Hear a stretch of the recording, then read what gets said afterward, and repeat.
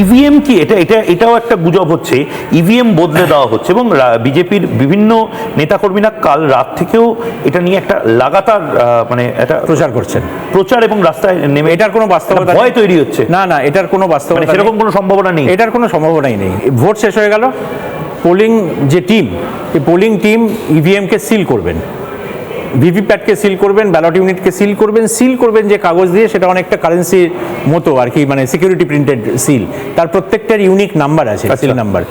যে ইভিএম যে মেশিনে সিল হবে তার একটা ইউনিক ট্যাগ আছে, এই ট্যাগেরও একটা ইউনিক নাম্বার আছে। এই নাম্বারগুলো পোলিং এজেন্ট বিভিন্ন ক্যান্ডিডেটে তারা নোট করে নেবেন। সিল হয়ে যাওয়ার পর তারা অপেক্ষা করবেন সেক্টর অফিসারদের আসার জন্য। সেক্টর অফিসাররা এসে সব দেখে নেবেন, সিলটিল ঠিক হয়েছে, স্ট্যাটুটারি যে সমস্ত কাগজপত্র সেগুলো ঠিক আছে, নন স্ট্যাটুটারি কাগজপত্র সব প্যাক করা হয়েছে, এই সব জিনিসগুলো বুঝে ওনারা বলবেন যে তোমরা তোমাদের গাড়িতে উঠে পড়ো, তোমরা চলে যাও। এইবার এই গাড়ি, জিও ট্যাগ গাড়ি চলে যাবে রিসিভিং সেন্টারে, সেখানে রিসিভ করা হবে। যেটা যেসব ভিডিও ছড়িয়েছে কালকে, তার মধ্যে বেশিরভাগই হচ্ছে সেক্টর অফিসারের গাড়ি, যেখানে পোলিং পার্টি যাচ্ছেন, অথবা সেক্টর অফিসার নিজেই ওখানে রিসিভ করে নিয়েছেন। কোনো জেলায় এরকমও হয়েছে যে সেক্টর অফিসার নিজেই ইভিএম রিসিভ করেছেন এবং নিয়ে ওটা রিসিভিং সেন্টারে রিসিভ করছেন। এখানে কোনো রকম কোনো ইভিএম এক্সচেঞ্জ হওয়ার কোনো সম্ভাবনাই নেই। তার কারণ হচ্ছে প্রিসাইডিং অফিসার ডায়েরির সাথে যদি এই সিল না মেলে, তাহলে বোঝা যাবে যে ইভিএম। আজ অবধি আমি যে কটা ইলেকশন দেখেছি, পশ্চিমবঙ্গেও করিয়েছি অনেক ইলেকশন, অন্যান্য রাজ্যেও আমি গেছিলাম অবজারভার হয়ে, আমি একটা কেসও পাইনি যেখানে ইভিএম পাল্টানো হয়েছে। আসলে প্রবলেমটা হচ্ছে গল্পটা কোথা থেকে শুরু হলো।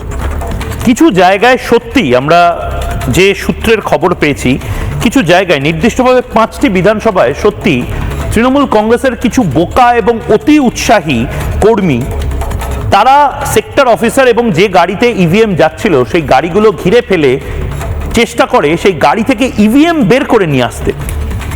তারা ভাবে 2021-এর মতন প্যাক দিয়ে তারা বিভিন্নভাবে এই কাজগুলো করাবে।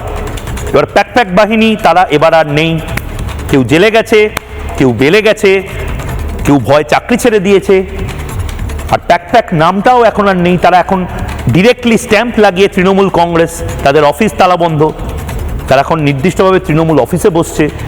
তারা ভেবেছিল 2021-এর এই মডেলটা 2026-এ তারা ব্যবহার করবে, অর্থাৎ ইভিএম বদলে দেবে, কাউন্টিংয়ের সময় একটা অন্য ধরনের পরিবেশ তৈরি করবে, কাউন্টিংয়ের এজেন্ট হিসেবে বিভিন্ন প্যাক বাহিনীকে তারা দেবে। প্যাক মানে জানেন তো?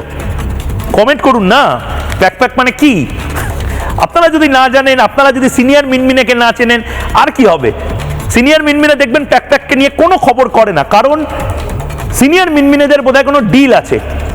নানা ধরনের কন্টেন্ট দেখার জন্য লাইক করুন, শেয়ার করুন আমাদের ফেসবুক পেজ, সাবস্ক্রাইব করুন আমাদের ইউটিউব চ্যানেল। পাশাপাশি অন্যান্য ব্রেকিং নিউজের জন্য অবশ্যই চোখ রাখুন রিপাবলিক বাংলায়।